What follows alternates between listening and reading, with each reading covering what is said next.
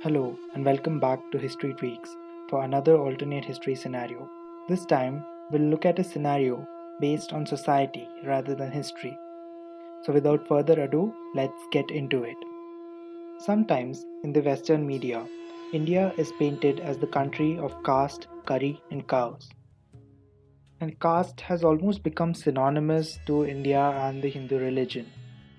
Since independence for almost 7 decades, the government of India has tried to eradicate caste differences in our society, but they are still present in some rural areas.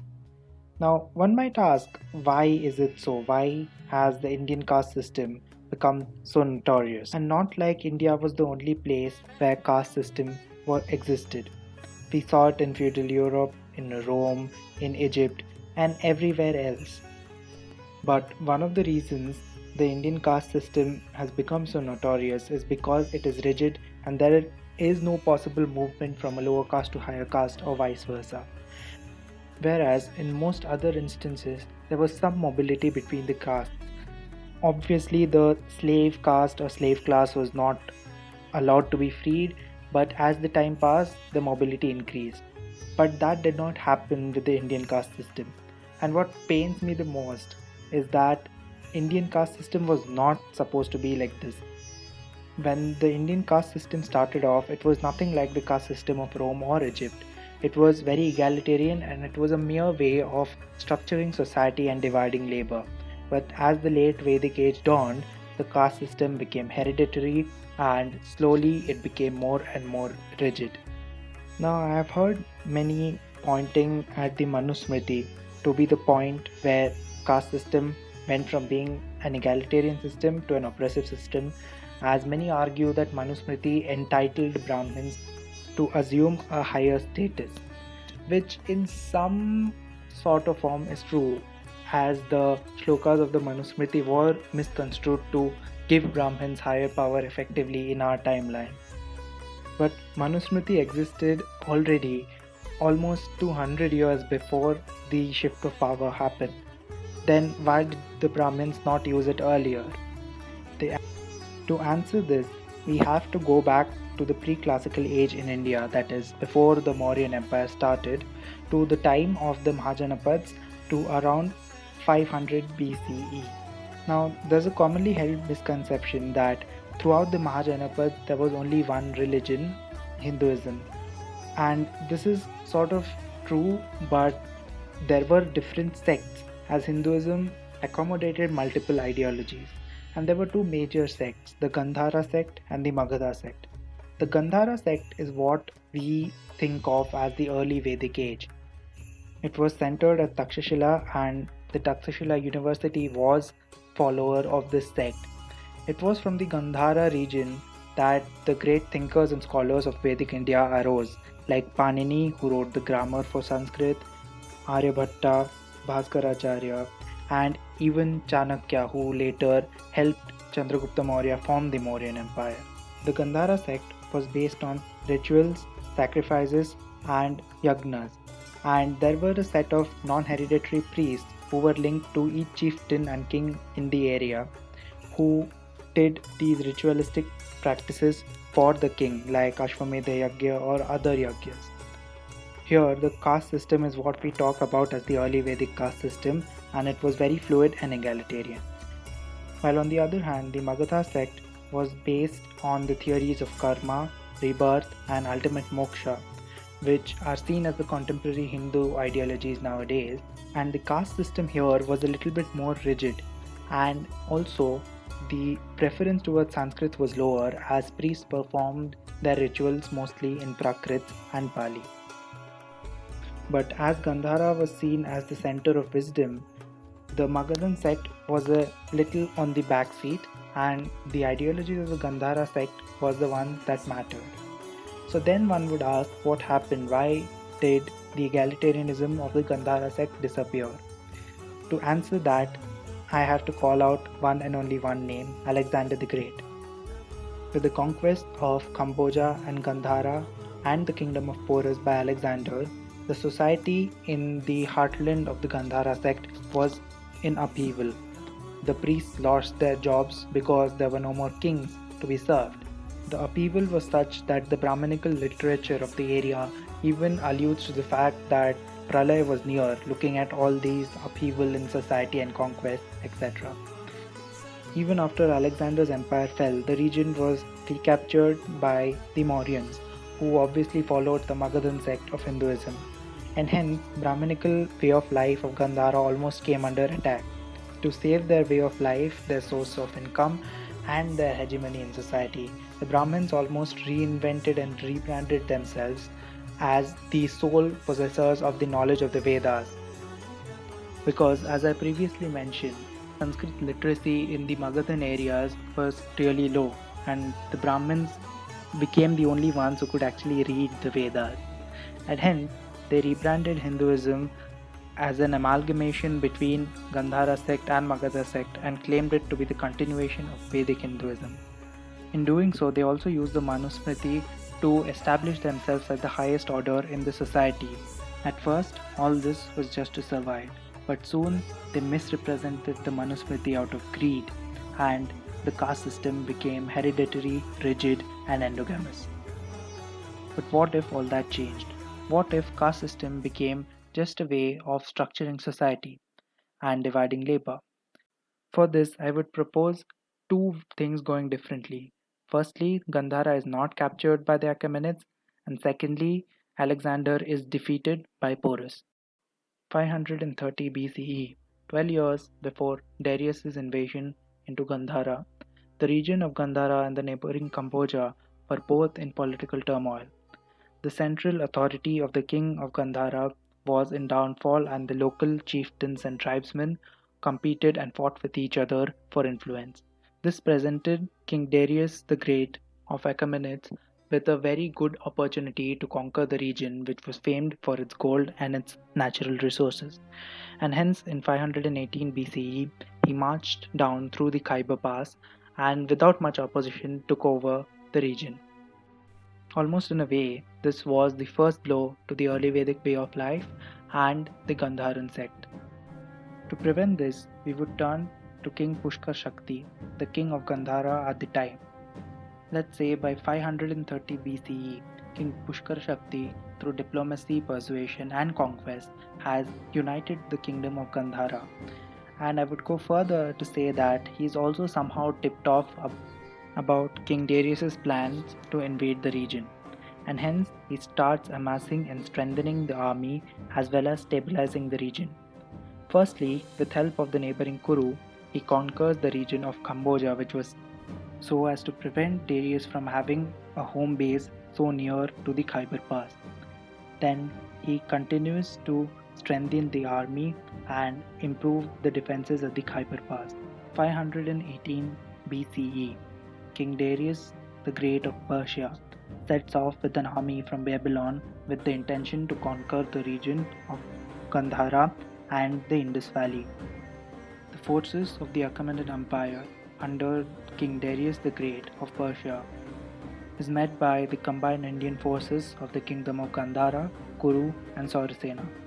The Persians are held off at the Khyber Pass, and with shortage of supplies and being far from home bases, Darius the Great is forced to retreat to Persia. The Gandharan forces also conquer a bit into the territories of the Persian Empire while chasing the retreating army. This way, we would prevent the first blow on Vedic Hinduism, and the following rituals to thank gods and for celebration would increase the livelihoods, the prosperity, and the status of the Brahmins. On the other hand, Darius would be engaged in the Babylonian revolt as well as his conquests into the Greek peninsula, and hence would not send a major army to the Indian subcontinent. The Persian emperors following Darius would be busy in the Greek expeditions and the expeditions in Anatolia, and would not be able to send any forces to the Indian subcontinent. After the death of the unifying king Pushkar Shakti, Gandhara kingdom would start seeing decay and political turmoil, but there would be no immediate threats to the region of Takshashila and center of Gandharan Hinduism, and religious philosophies and Sanskrit grammar would thrive during this period. But all would come to end with Alexander the Great's conquest of the Achaemenid Empire. 334 BCE, the Achaemenid Empire would fall to the forces of the conquering king Alexander the Great and would be incorporated into the Macedonian Empire. Alexander the Great would then set off for conquering the Indian subcontinent. 325 BCE, Alexander the Great crosses the Khyber Pass and attacks the kingdom of Takshashila. Through political strife and economic instability, the kingdom of Takshashila falls without much of a fight, and seeing the gateway of India lost, King Porus, the king of the neighboring Paurava kingdom, conquers the remaining part of the Takshashila kingdom and prepares to fight Alexander just as in our timeline. The forces of Porus and Alexander meet on the bank of river Hydaspes or Jhelum for the Battle of Hydaspes in 325 BCE. In this timeline, owing to the fleeing Gandharan forces, the forces of King Porus are better and more experienced. But in our timeline, capability or experience was not the criteria why King Porus lost the battle. It was basically a series of misinformation and bad luck. When Alexander's army crossed the river Jhelum in the middle of the night, a thunderstorm was going on, which masked the sound of the crossing troops. Also, a series of misinformations prevented this information from reaching Porus, and hence Alexander won the battle. So, let us say in this timeline, Porus somehow gets to know that Alexander is crossing the river and mounts an attack on the flank of Alexander's crossing armies. He also pins the main army down on the other side, and hence the depleted and tired armies soon mutiny and Alexander has to retreat, with King Porus and his armies chasing behind the Macedonian army. And soon the armies retreat behind the walls of the Persian Empire, and some more regions from the empire is conquered into the kingdom of Paurava under King Porus. King Porus was very ambitious and capable and wanted to unite all the 16 Mahajanapads into one empire.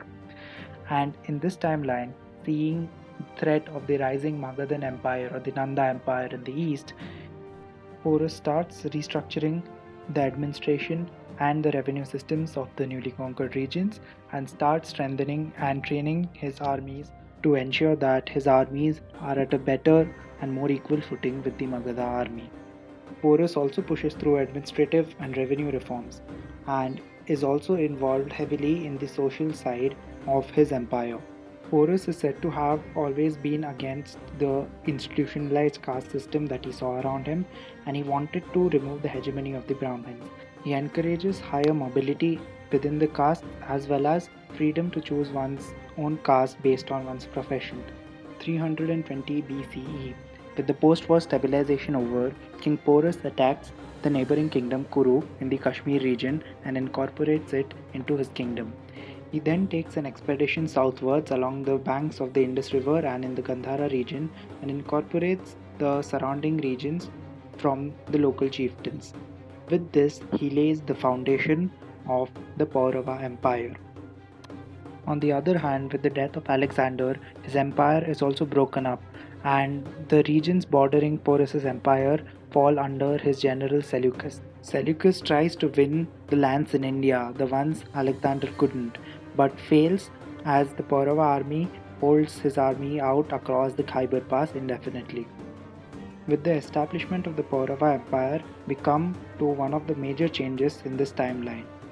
In our timeline, Chanakya, upset with the rule of the cruel Dhanananda, had set out to find new candidates to contest the throne at Patliputra. As we all know, in our timeline, Chanakya chose Chandragupta Maurya and fought for the throne and overthrew the Nanda Empire. But it is also true that in our timeline as well, he had met Porus. But at that time, Porus was a mere governor under the Macedonians and hence could not help much. But in this timeline, Porus, being an independent king, as well as having proven himself against Alexander to be capable to defend and unite India, Chanakya would naturally choose Porus as his contender to the throne of the Nanda Empire. Porus also welcomes Chanakya as a guide in conquest and, more importantly, assimilation of the Nanda Empire, because Chanakya was aware of the customs of Patliputra and would be of help.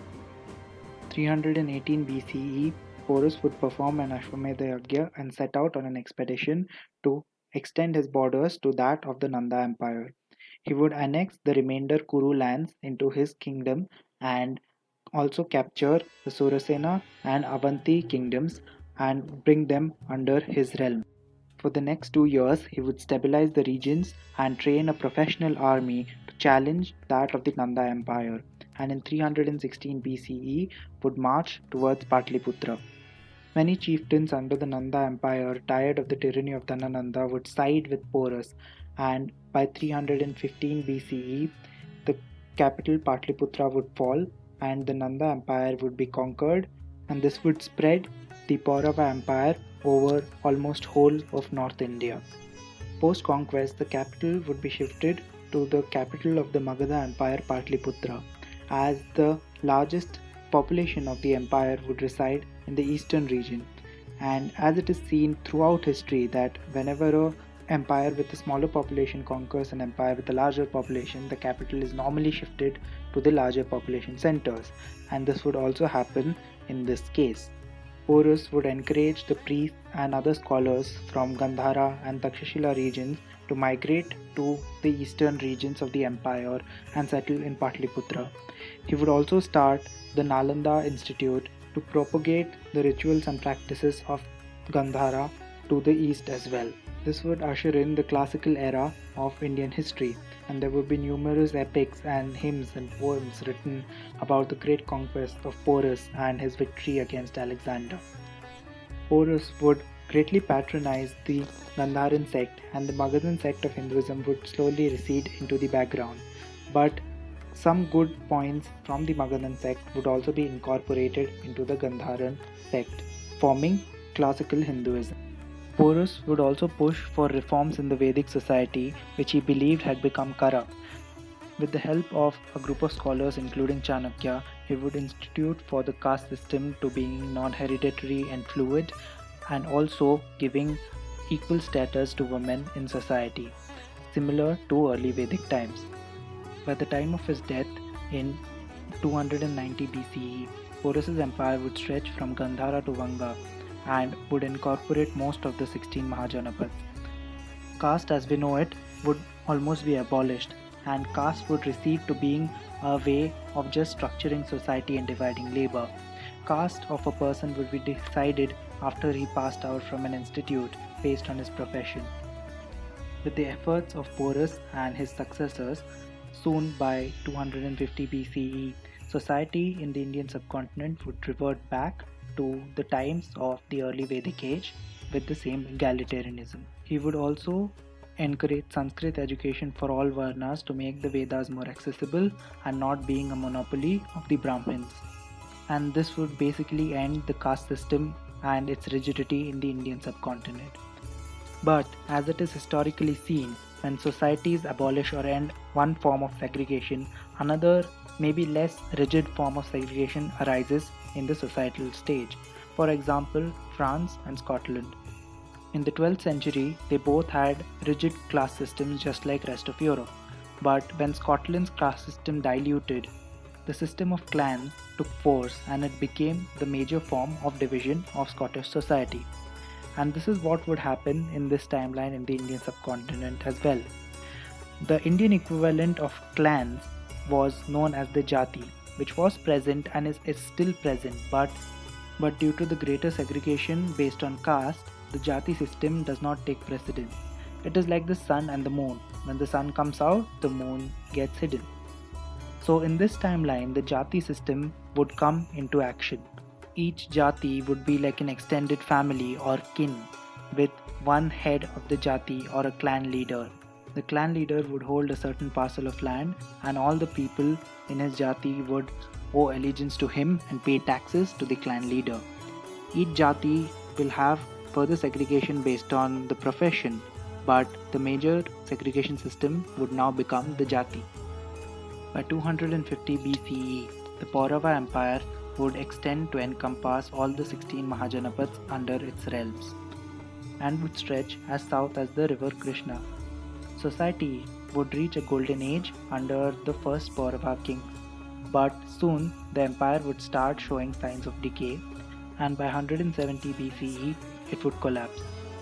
For some decades after the collapse, the political system would revert back to the Jati, but soon the Jatis would start grouping themselves under a stronger leader. In about 70 years, multiple kingdoms would arise after unification of certain Jatis, and the area would be reverted back to the Mahajanapad era politically. But after this, history would not be very much different from our timeline. Society would be, culture would be, but history would go on almost the same. Maybe the names of the empire would be different, but basically the empires we see in our history would remain.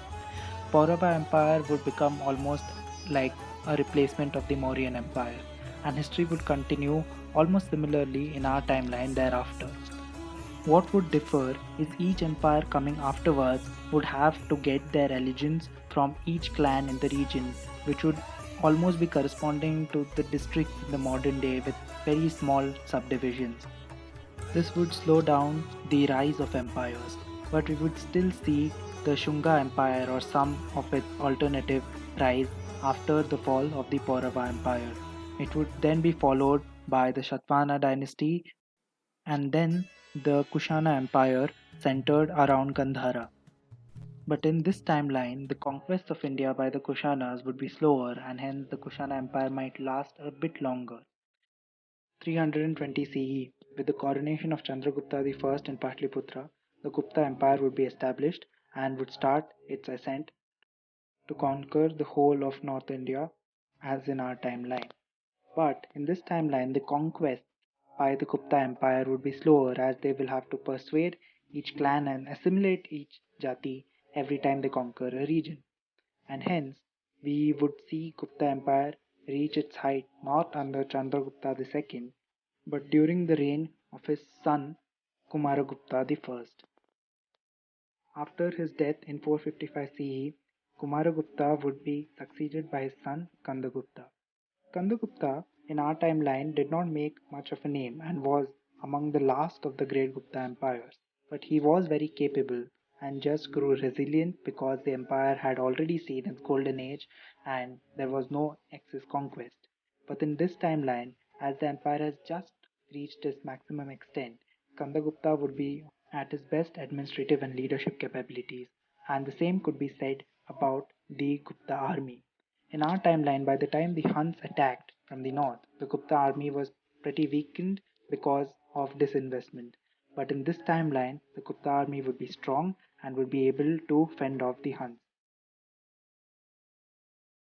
Upon facing rebellions among the Jatis on the fringes of his empire, Kandagupta would recognize that to maintain stability, he would have to restructure the administrative system of the empire to divide the power in a pyramidal fashion so that Jatis are better represented in the government.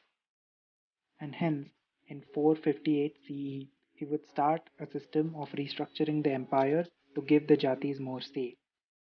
Firstly, he would start by dividing his empire into janapads, or equivalents of provinces in the modern day, and appointing a governor to each janapad.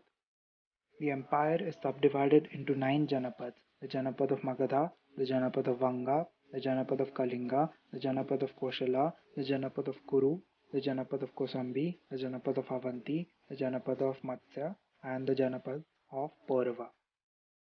Skandagupta would then establish the Samrajya Parishad or the Imperial Council and ask the governors to send representatives, 20 each, from each Janapad to be representatives of that Janapad in the council. Then Skandagupta would also form another body akin to a cabinet, very similar to the Navaratna Sabha formed by Ashoka in our timeline. 462 CE, after achieving stability in his empire, Skandagupta would order a roll of population akin to today's census throughout his empire and would then restructure the imperial council or the Samrajya Parishad according to the population of each Mahajanapad. Subsequently, he would also start letting the heads of the jatis have a choice in the governor of their Mahajanapad and hence democratizing the institution of the governor. He would also encourage the governors to have councils based on the imperial council. This way, he would hope to achieve a proper pyramidal system of power distribution, where each Jati leader handles the land of his clan and pays taxes to the governor. The governor in turn pays taxes to the imperial crown. By the end of Skandagupta's reign, the Gupta Empire would experience a new level of stability owing to this system. After his death, his son would take the throne, and recognizing concerns with instability after his death, Skandagupta's son would give the Parishad powers to run the state in the absence of a king and until the successor monarch is placed properly on the throne and established his reign. This would mean that even with dynastic turmoil of the falling Gupta dynasty, the Gupta Empire would have particular amount of stability as it would be run by the imperial council or the Samrajya Parishad. The Gupta Empire would also see expansion into the areas of Vidarbha, present day Maharashtra, during this political turmoil, and this would prove the system to the following monarchs and the people of the Gupta Empire. In the political turmoil, the Imperial Council or the Samrajya Parishad would also take it upon itself to find the next heir to the throne in case of a dynastic crisis. Around 520 CE, the Gupta dynasty would come to an end due to unavailability of heirs to take the throne, and hence a new dynasty, the Pushyabhuti or the Vardhana dynasty from the Avanti area, would be elected as the new ruling dynasty. Under the Vardhana dynasty and under the leadership of the Council of the Parishad, the Vardhana Empire would expand westwards in the northwest regions and conquer Gandhara and Cambodia, and also conquer southwards. By 600 CE, the Malabar region would be conquered, and the areas of the Cholas in the present day Tamil Nadu would be made a vassal to the empire. The political stability and the continued certainty brought on by the Samrajya Parishad would mean that India would grow prosperous very soon. Trade revenue would increase, agriculture and manufacturing would also flourish. Militarily as well, India would be much stronger and much more capable in fighting off invaders. As in our timeline, the caste system meant that only Kshatriyas could fight. This hampered meritocracy and reduced the quality of India's armies as well as their technological advancement. Civilian innovation, especially in fields like medicine, would be at an all-time high in this timeline because caste system severely hampered such innovations due to conservativeness. And the lack of caste system and Brahmanism would also open up avenues for colonization, as crossing the seas would no longer be seen as a loss of caste. Hence, the empire would conquer into the Arakan region and set up colonies in the Indonesian archipelago and Malaysian peninsula. The empire would reach its new golden age under the rule of Harshavardhana from the Vardhana dynasty.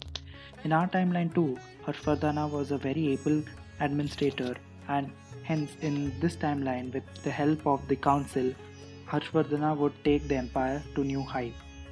He would also stop the system of naming the empire based on the dynasties and give his realms a single name, Bharat. This would usher in the era of the Bharatiya Samrajya in history. The emperors following Harshvardhana would not be very able administrators and would not be very good negotiators as well, and hence the Samrajya Parishad would take it upon themselves to run the nation and slowly start curtailing the powers of the emperors so no future emperors could misuse them. During Harshvardhana's reign, he would lead a campaign to conquer parts of Iran from the falling Seleucid Empire, and he would also slowly integrate the areas of Tibet into the empire. Following the fall of the Vardhana dynasty, the Pala dynasty from the Vanga region would be elected as the new dynasty of the empire. The Pala dynasty would further democratize the system established by Skandagupta and would introduce democracy to the Samrajya Parishad as well as the Parishads of each Janapad, and the administration would be further reformed and democratized. With this, the Indian subcontinent would be placed at a footing similar to England after the Magna Carta some 400 years ago, and this would lead India to expand colonization and reach a new level of prosperity with the democratic institutions. Territorially, under the Palas, the colonies of Indonesia and Malaysia would be expanded, colonies would be set up in Sri Lanka as well as in the Oman region of the Arabian Peninsula. In the following centuries, We could see further colonization in Arabia, the Horn of Africa, Madagascar, and even as far as the west coast of Australia.